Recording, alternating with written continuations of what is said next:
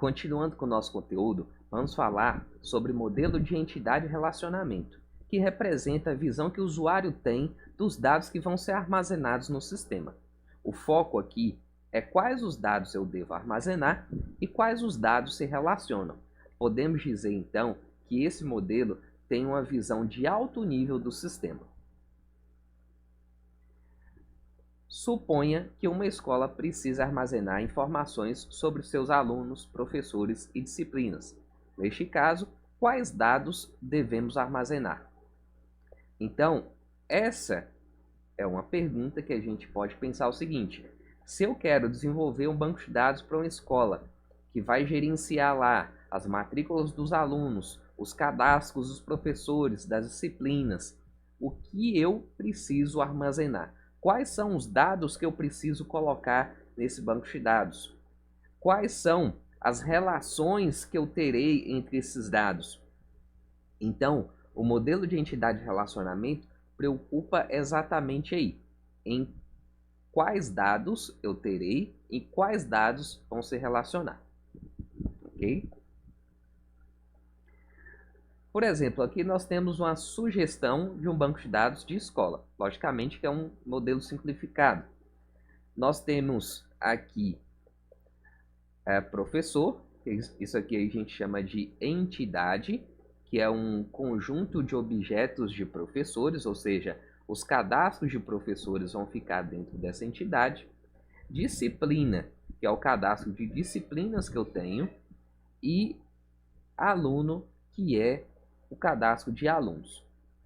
Nós vemos aqui que dentro desse modelo eu tenho matrícula do professor, nome do professor, telefone do professor, ligados à entidade professor. E nós temos código da disciplina, nome da disciplina, ligados a essa entidade disciplina. E nós temos também aluno, que matrícula do aluno, nome do aluno e data de nascimento do aluno está ligado à entidade aluno. Então, nós percebemos aqui já alguns grupos de um banco de dados de escola, como sugestão, de uma maneira bem simplificada, e tem uns relacionamentos aqui, que são exatamente essas ligações que nós temos entre as entidades. Então, aqui tem um relacionamento leciona, que significa que é para identificar qual é o professor que leciona determinada disciplina, e o relacionamento estuda, que é justamente para a gente identificar quais os alunos que fazem determinadas disciplinas. Esses relacionamentos são importantes porque dizem muita informação para a gente dentro de um sistema. Então, nós vamos estudar ainda mais sobre esses diagramas. Esse é um diagrama que a gente chama de diagrama de entidade e relacionamento, que está representando aqui um banco de dados de uma escola. Então, no modelo de entidade e relacionamento, não temos que representar como os dados serão armazenados, mas quais dados vamos armazenar e quais dados se relacionam. O diagrama de entidade e relacionamento é a representação gráfica do modelo de entidade e relacionamento. Os elementos principais do diagrama de entidade e relacionamento são entidades, atributos, atributo-chave, relacionamentos e as restrições estruturais que o projeto pode compor. Então, o primeiro elemento aqui é a entidade. Nós mostramos no modelo anterior ali da escola, a entidade nada mais é do que um grupo de objetos de um mesmo sentido, e quando a gente visualiza um banco de dados, nós temos o quê? Uma solução de um problema do mundo real. Então, se eu quero desenvolver um banco de dados para uma escola, eu vou estar solucionando um problema dessa escola a partir dos dados que eu vou armazenar. Então, as entidades são grupos de objetos. Então, se eu visualizo o que tem na escola, eu tenho professor, eu tenho aluno, eu tenho as disciplinas, tudo aquilo que tem na escola eu posso representar como entidade, porque eu vou armazenar um conjunto de dados dessas entidades. Uma entidade, quando eu vou criar o meu diagrama de entidade e relacionamento, eu vou representar ele graficamente através de um retângulo e o nome dessa entidade vai estar dentro desse retângulo. Então, nós temos um exemplo aqui, ó, professor, que é uma entidade de um banco de dados de escola. Cada uma dessas entidades armazenará um conjunto de objetos de mesmo tipo, ou seja, em uma entidade denominada professor, teremos vários professores cadastrados na mesma entidade. Isso aqui é bom observar que é como se eu tivesse um grupo de dados daquele mesmo assunto. Numa entidade professor, eu vou ter dados dos professores. Numa entidade alunos, eu vou ter dados dos alunos. Então, eles vão poder conversar entre si através dos relacionamentos, porém os dados são separados em grupos. Atributos. A entidade deve possuir um conjunto de propriedades que a caracterize. Esse conjunto dá-se o nome de atributos. E como que a gente representa esses atributos graficamente no diagrama? Tem duas formas aqui que nós podemos apresentar. Uma pode-se dizer que é mais comum. A gente coloca aqui uma elipse e dentro da elipse nós colocamos o nome desse atributo, ou seja, a característica que nós damos para aquela entidade. Aqui a entidade professor tem os atributos nome, CPF, matrícula e telefone. E nós temos outro tipo de representação, mas na verdade o resultado é o mesmo. Seria colocar um retângulo e as bolinhas para representar os atributos. Normalmente, esse diagrama é feito usando um BR Modelo, que é um software de modelagem conceitual. E essa bolinha está azul porque é uma chave primária da entidade, que nós vamos falar logo mais. Então, uma entidade tem pelo menos 2 atributos, e todo atributo possui um tipo de dado permitido. A esse tipo de dado dá-se o nome de domínio do atributo. O que seria tipo de dado aqui? Seria, por exemplo, se é um inteiro, se é um número real, se é um número, se é caracteres. Então, aqui é o tipo de dado que eu vou armazenar dentro do atributo. Os atributos podem ser divididos em 6 categorias: atributo simples, atributo composto, atributo monovalorado, que tem apenas um valor, atributo multivalorado, que pode ter mais de um valores, atributo nulo e atributo derivado. É bom observar que o atributo multivalorado ele deve ser evitado assim que possível, porque ele pode gerar uma dúvida. Valores duplicados não são legais para a gente colocar dentro de uma tabela. Então, é interessante a gente não usar esse tipo de atributo. Tem algumas estratégias que eu posso usar para que eu crie novos campos para poder colocar mais de um valor. E o atributo nulo pode deixar o banco de dados inconsistente e ter baixo desempenho. Então, também tem que ser evitado à medida do possível. E as representações dos atributos eles podem ser feitos dessa forma. Os atributos simples e monovalorados normalmente são representados por uma elipse, um atributo-chave, uma elipse, só que o texto com o nome desse atributo vem sublinhado e mostra que é um atributo-chave.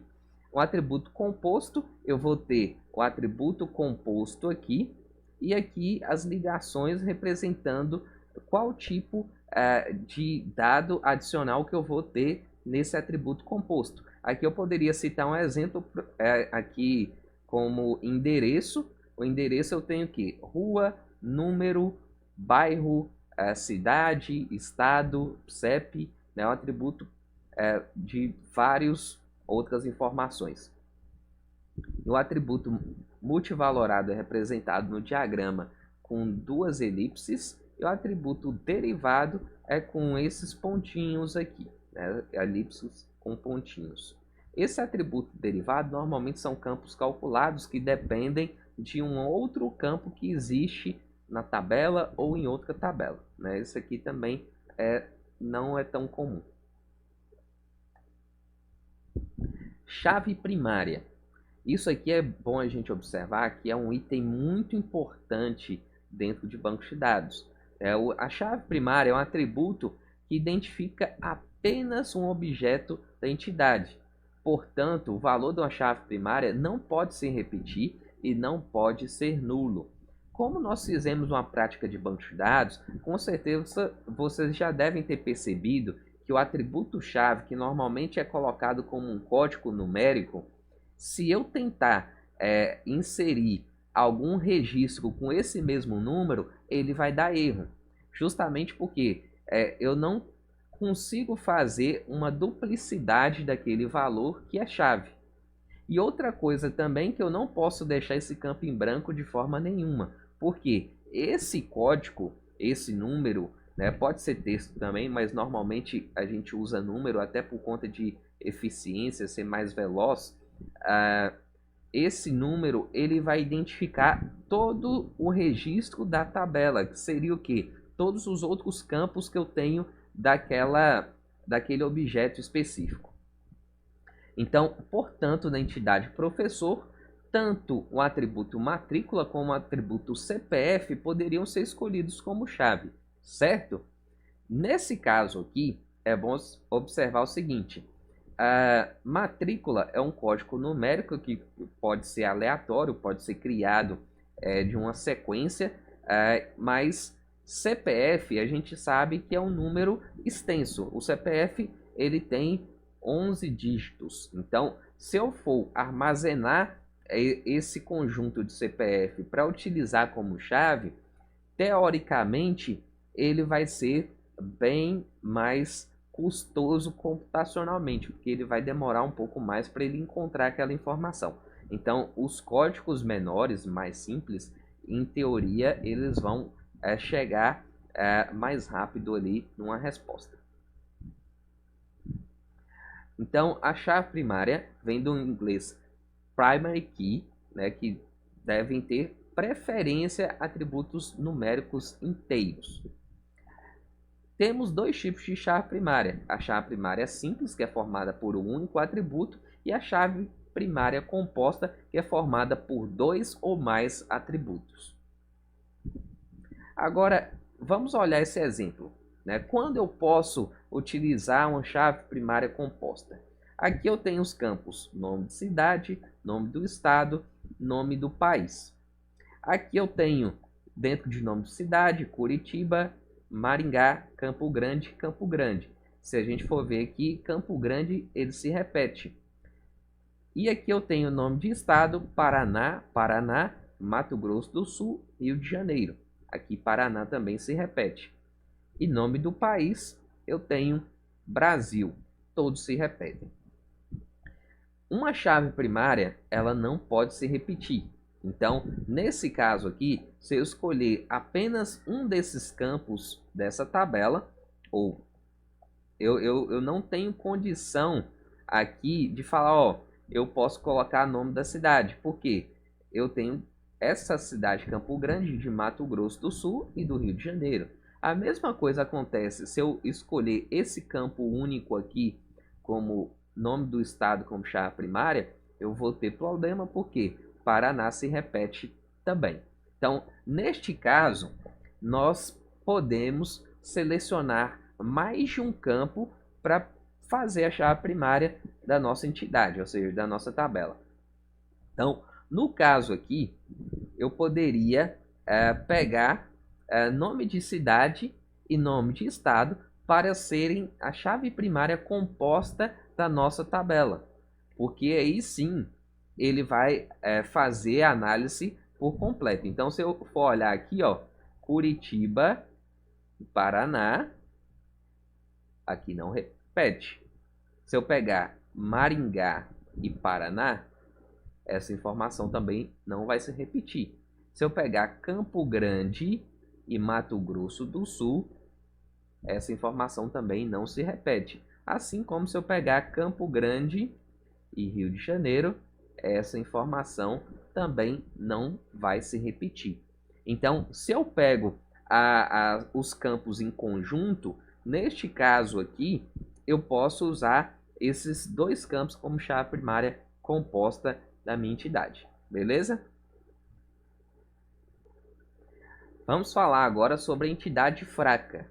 A entidade fraca é um tipo de entidade que não possui chave primária por si só. São casos bem específicos, mas neste caso, essa entidade fraca é dependente de uma outra entidade que possui uma chave primária. Então, vamos ao exemplo aqui. Nessa representação, nós temos aqui a entidade aluno com a entidade contato. Aqui significa que eu tenho uma entidade fraca. Essa linha mais grossa aqui na representação representa também entidade fraca. Então aqui está dizendo que para o contato existir, o aluno tem que ser cadastrado. Então significa que essa entidade contato é uma entidade fraca, que ela depende da chave primária de aluno para poder fazer o registro desse contato. Legal? Outra representação desse mesmo modelo poderia ser utilizado um retângulo duplo. Isso aqui representa também uma entidade fraca. O relacionamento entre uma entidade fraca e uma outra entidade é chamado de relacionamento identificador. Ainda vamos falar sobre relacionamentos, então vocês vão entender muito melhor sobre isso ainda.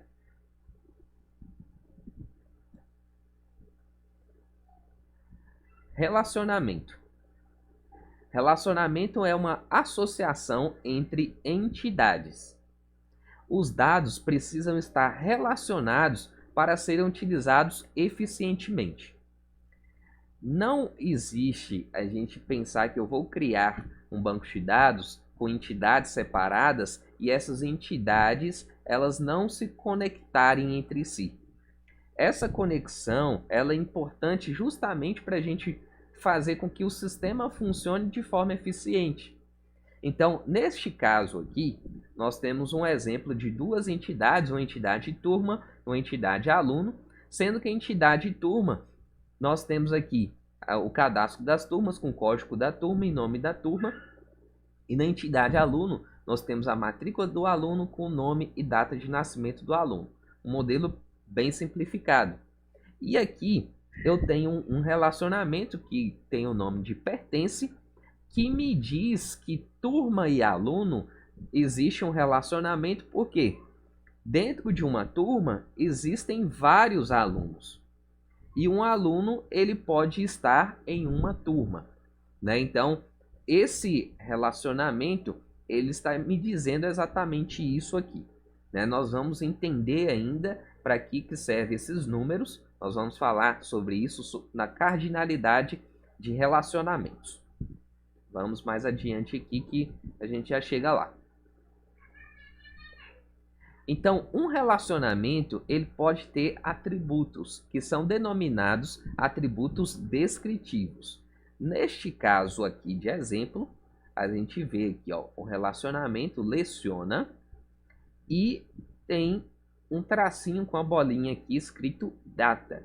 O que significa isso aqui? É um atributo descritivo, mas o atributo descritivo é uma informação adicional que eu preciso colocar dentro desse relacionamento justamente para dar uma informação que seja útil para quem é usuário do sistema.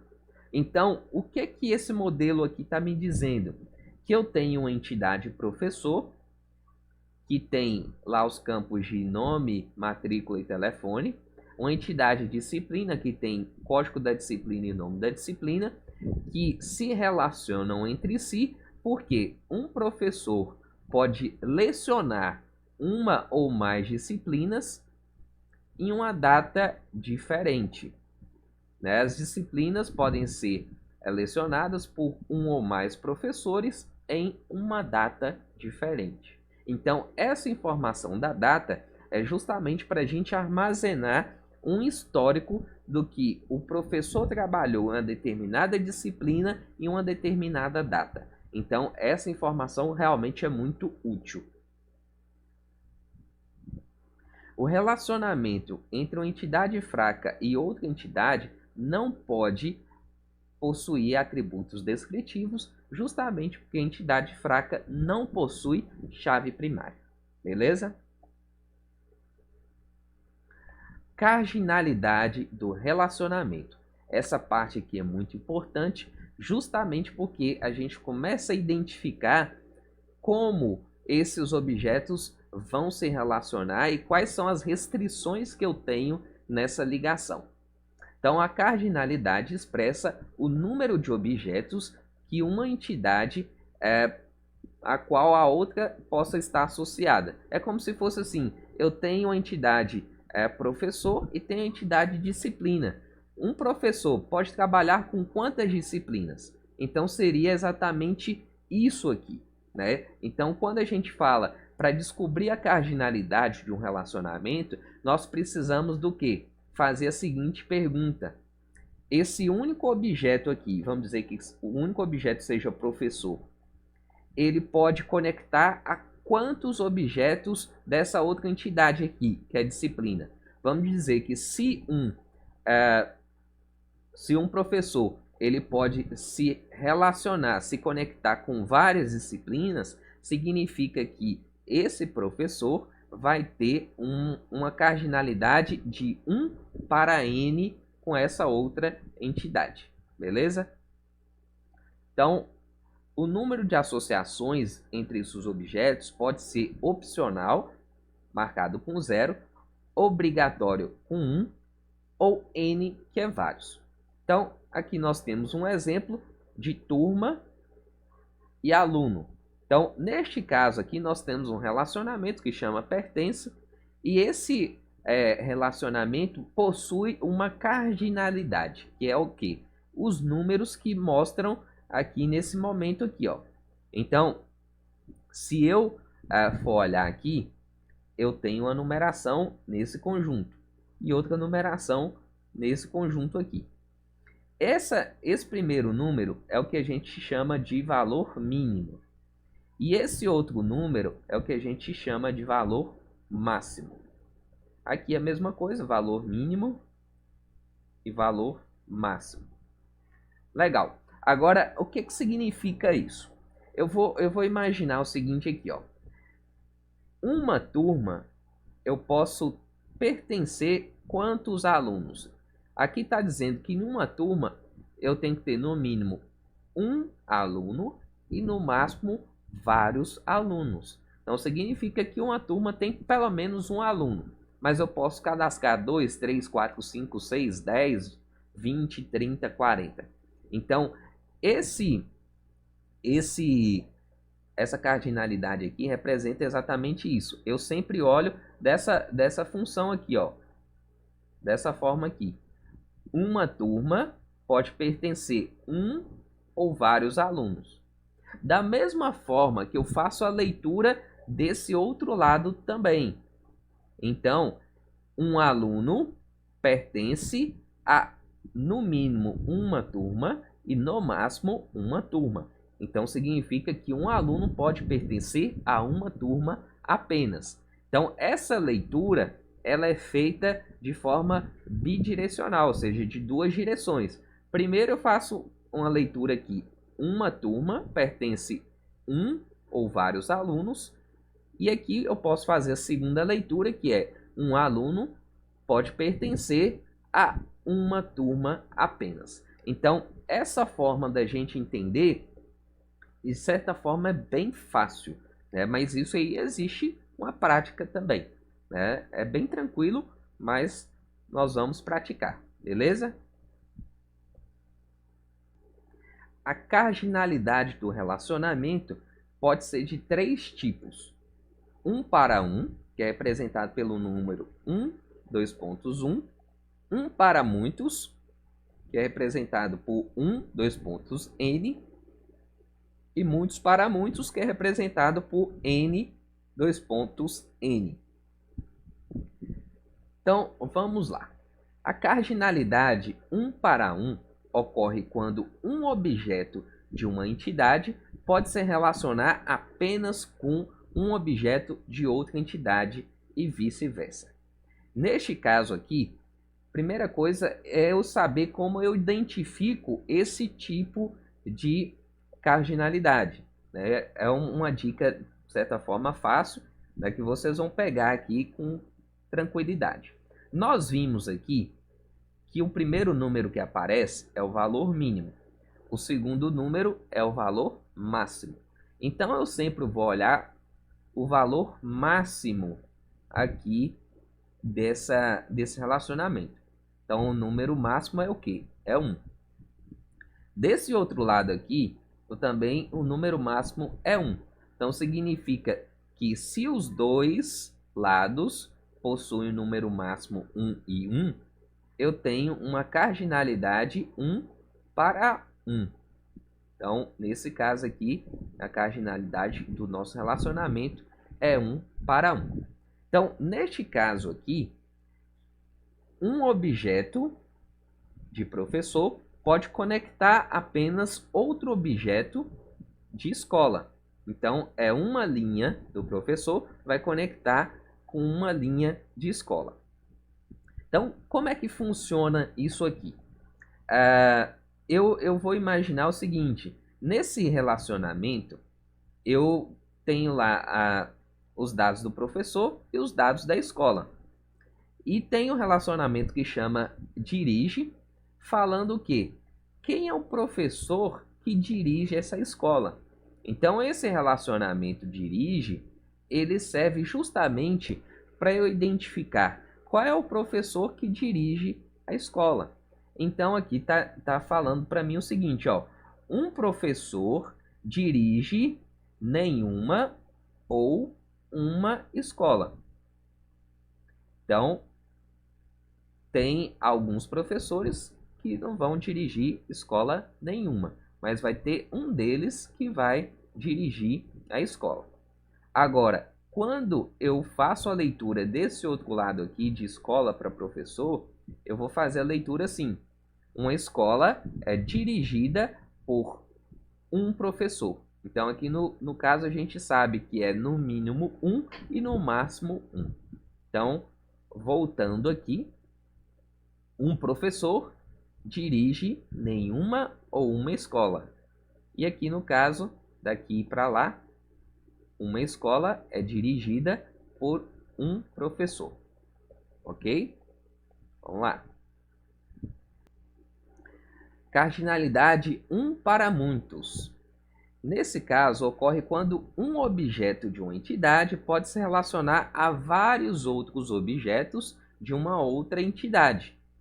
Então, aqui, como que eu tenho a identificação da cardinalidade 1 para muitos? Eu tenho a entidade professor e escola, assim como eu tinha no exemplo anterior. Eu tenho esse relacionamento dirige, mas agora aparece outro relacionamento que chama trabalha. E neste caso aqui, se eu for olhar aqui, ó, o número máximo é 1, número máximo é n, então significa que esse relacionamento é 1 para n, 1 para muitos. Quando eu tenho um relacionamento 1 para muitos, significa que em uma escola podem trabalhar um ou vários professores, beleza? Então, em uma escola trabalham um ou vários professores. E aqui, do outro lado, fazendo esse sentido inverso aqui, um professor, ele trabalha em uma escola apenas. Então, o professor cadastrado aqui, ele pode trabalhar em uma escola apenas. Legal? Então, é interessante quando a gente visualiza esse diagrama de entidade e relacionamento, que nós conseguimos entender as regras de negócio e como que funciona a prática do dia a dia dentro da instituição. Então, isso aqui tem que ser a modelagem muito dentro do que acontece no dia a dia de uma empresa, de uma instituição que você for criar um banco de dados. Então, é importantíssimo realmente fazer aquelas entrevistas para conversar com os usuários do sistema e eles vão direcionar também esses passos aqui para a gente construir o nosso modelo. Beleza? Aqui nós temos a cardinalidade muitos para muitos, N para N, que ocorre quando um objeto de uma entidade pode se relacionar com vários outros objetos de uma outra entidade e vice-versa. Aqui no caso nós temos um exemplo onde temos a entidade professor com disciplina e neste caso aqui, se a gente for olhar aqui, ó, valor máximo que eu tenho aqui é N, valor máximo que eu tenho aqui é N, então eu consigo identificar que eu tenho um relacionamento N para N. Então, esse relacionamento com o nome ministra, ele é do tipo muitos para muitos. E aqui fala para a gente o seguinte, que um professor, ele pode ministrar uma ou várias disciplinas e uma disciplina pode ser ministrada por um ou vários professores. Essa leitura é importante porque a gente entende como é que funciona a sistemática da organização da escola, né? Nesse caso aqui específico. Então, repetindo a leitura, um professor pode ministrar uma ou várias disciplinas e uma disciplina pode ser ministrada por um ou vários professores. Legal? Então é assim que a gente faz essa leitura. Agora é importante a gente dizer que esse tipo de diagrama de entidade de relacionamento nós precisamos de prática, a gente precisa ver os exemplos, a gente precisa entender os exemplos para poder realmente fazer os nossos próprios modelos. Então, nós vamos, na próxima aula, falar exatamente sobre isso. Trazer um exemplo de um diagrama de entidade de relacionamento e vamos praticar nesse modelo. Beleza? Até mais, um abraço.